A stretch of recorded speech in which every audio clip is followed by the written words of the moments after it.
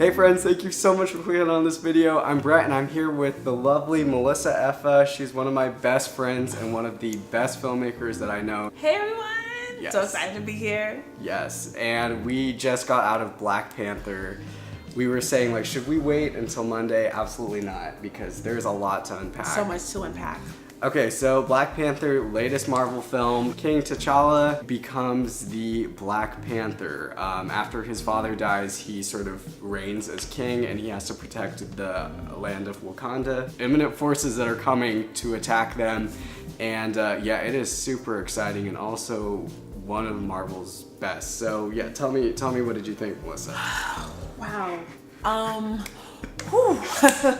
Wow. This movie was like on a whole nother level. Like, this is epic and then this is Black Panther. I just thought it was just like so different than all the other Marvel films. It was just talking about a lot of more deeper issues. There was a lot of social commentary I felt in the movie.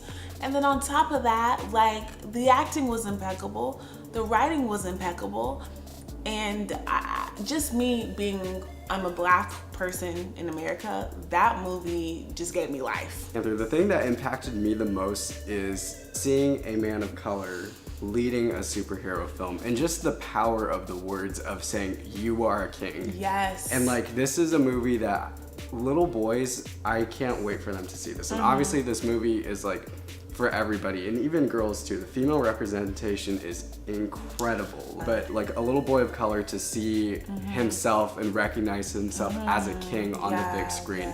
Know that women are royalty too and you cannot, you know, lead a kingdom without a good woman. You better. It's an incredible thing, and I got the goosebumps just with like the respect and the care and the craft that goes into, you know, just being a great inspiration for young kids. Like, it's amazing. Yeah, and this is just a movie that showcases why representation is so important. Yes. This is a movie that is led by, it's an all-black film. Okay, like the storyline in and of itself is that these characters are royalty. Yes. You know, and I feel like it is just so impactful because typically when we see films that showcase black characters, they're impoverished or, you know, they're subservient in some way. We don't get to see powerful roles. Especially when we're like the good guys. So to get to see us being royalty, seeing the way a black man is respecting a black woman, and as Brett said, like leading a kingdom alongside a black woman, seeing the way the black women were just like slaying, like no other, leading when it came to fighting, like that was amazing. One of my favorite lines was when it was a fight scene and King T'Challa. Yeah. Thank you, The Brett. Black Panther. Yeah, the Black Panther. He kind of gets left behind. The warrior woman, Lupita Nyong'o character, she was like, "Oh, he'll catch up," and they were like, "We're gonna go fight this guy and he'll catch up," and it was like, okay, and like, yeah, like Brett was saying, I felt like there was just so many different words that I felt like is empowering, especially for black people. Like the use of king, like the one of my favorite lines was when King T'Challa's dad was like, "Stand up, you're a king," and I was like, yes, like that is the type of attitude that we need to have as a people. And I just feel like watching this movie is a reminder of like who we are as a community. And also the power of, there's only two white characters in the movie. The fact that whenever they try to speak on behalf of the people, they are silenced, and nobody, without it being like mean-spirited, it's not trying to make fun of them whatsoever, but it's saying you cannot speak on behalf of us. Like black royalty, they know how to command. They don't need anybody to say. We don't need your help. Yeah, exactly. The movie works because, like, even though it's a really deep movie, it also works as just big, pure entertainment, right? So Ryan Coogler, he wrote the script, he directed it, Did a phenomenal job. The action is so exciting to watch. Like, it just is fluid and moving. And he does the thing in Creed where it's just a lot of one takes where the camera is just moving through the space. You know everything what's happening. You feel his director's thumbprint on this Marvel movie more so than a lot of the other Marvel movies, I would say, right? Like, where it's a distinctive voice, vision,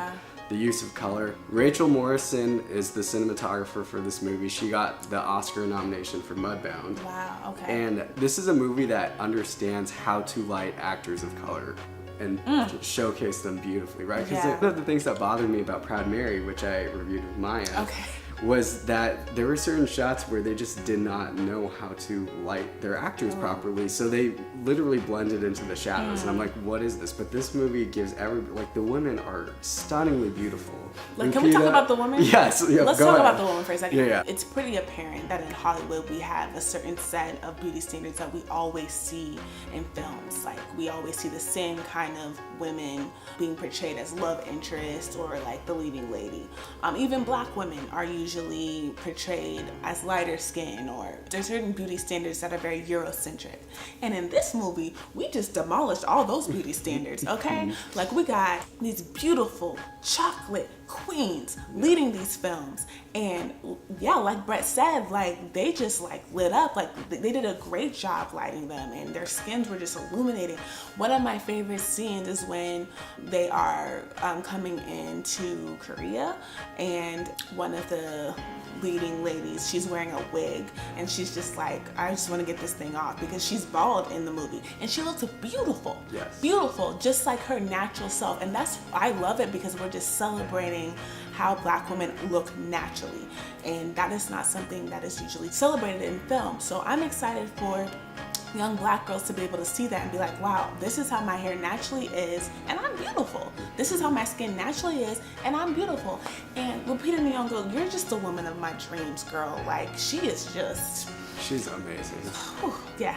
She's one of the most beautiful people on the planet. And also just one of the greatest actresses. Yes. Like, so subtle. Impeccable. Letitia Wright. She was so good. She plays Black Panther's sister, and she's so funny. Like, she brings, each scene she brings this pizzazz and humor, but to see like this girl, like the nerdy techie girl, for like a woman of color who's smart and technological and stuff, but then also can fight and throw down when need be. It's like, where else do we get that in any movie? Like, that complex of a female character. Danai Gurira, who plays the soldier. Yes, the soldier, sorry. The spear soldier. Like, the fact that she's an older woman too. She's in her 40s. She looks amazing, but she's amazing. She kicks butt. Like, she's the best fighter in the whole movie. Even better than the Black Panther. I was just like, dang, like, whenever she was fighting somebody, it's like women of a certain age are still powerful and sexy and can hold their own. And Angela Bassett too. Angela Bassett, queen. She's literally a queen in this movie, and she's so good too. I'm like, you do not age ever. Let's give props to the men too. Chadwick Boseman. Did you think he's in his 40s? Yeah, that's another thing I was gonna say. Like, he does not look a day over like 25, 26. Yeah, he looks good. Yes. Okay? Yes. And he's amazing. He did an impeccable job leading this film. I felt like his character had a lot of nuances, and he was able to portray that well. Yeah. And one thing me and Brett were also saying is that the accents were very consistent, like, throughout as well, like, which is hard. And I was gonna be like, because I'm Nigerian, I'm half Nigerian, so I was gonna be like, oh, I don't know how they're gonna do these accents. But I thought they did a great job, and I just felt like he held the character with honor. And like, that's what I felt a lot. Like, the essence of his character was just about like honoring his country, his legacy, honoring his father. But he just played all of that very well. And then Michael B. Jordan. Okay, Michael B. Jordan, that's bae, okay? Like, that's bae. But he did it. I haven't seen Michael B. Jordan in this light before. Like, I haven't seen him play a villain, so I didn't know how I was gonna feel about that, but he did an amazing job as well. And both of their characters, I felt like, showcasing with symbolism to like kind of what African Americans feel like here, because it's like a lot of African Americans feel displaced, because it's like you know that your ancestors come from Africa, but you're so far removed. You have this history of slavery, and it kind of detaches you from your roots. For me, the whole essence was like, we need to unite. Like, all of us as a people, we need to unite, even if You don't know where you're from exactly. It doesn't matter. Like, we are all one, and there's so much that we can do to help each other. That was well said. Very Thank well said. you. Yes. Piggybacking off of that, like, I think Chadwick Boseman, his presence on screen is so powerful, and like I was saying, a good inspiration or a good role model for young boys to see a powerful king that is kind and sensitive and cares about people. It's not just like this hard, rough edge like we get with a lot of other superheroes, right? He's like very vulnerable and soft in a lot of ways when he addresses people. And then Michael B. Jordan's character too, people saying that he might be one of Marvel's best villains that we've had, just because there's so much complexity with his character, where his motivations for why he wants to pursue the goals that he does are very well earned, right? And you're like, I understand why you are angry, why you are emotional, and it's the perfect balance between being like a scary villain but also having fun with it and being humorous. I actually do agree that he's one of the best villains in the Marvel universe, or just in the action film period, because like, I think a lot of times with these action movies, we just see the bad guy just being bad for just like bad sake, or like, I just want to take over the world just because I want to take over the world, and it's like, okay, cool, I can't really relate to that. But he had a lot of different layers, and you could feel his pain. In terms of the writing too, like, it feels almost like an opera in a really good way, because it's very big and bold and almost Shakespearean with how the characters talk to each other. You just buy into this world. Like, Wakanda is this very stylized, rich world. I just felt like the characters held each other to a high regard, and held their culture in such a high regard. And I just thought that was so beautiful. So we loved this movie, obviously. Was there anything for you that didn't work? You go first. Is there anything that didn't work for you? There's one thing that didn't work for me, and this is just, it's not specifically Black Panther, but I think all of the Marvel movies in general, they run a little bit too long. So this movie's I think 2 hours and 15 minutes, right around there. And I think getting into the movie, it's a little bit slow to start, and there's a lot of exposition, so you just have to get past some of that. If you just trimmed off 15 minutes from it, and you could do it. There's a couple scenes where you could just like trim a little bit, and it would be just as effective. Yeah. We should say too that this is the second movie that we're seeing Black Panther in, the first one being Captain America Civil War. Did you see that? Yes, I did. That movie was probably one of the best. Yeah, and so if you have not seen that one though, don't worry, because you could go into Black Panther without having to see that, and you'll understand it perfectly.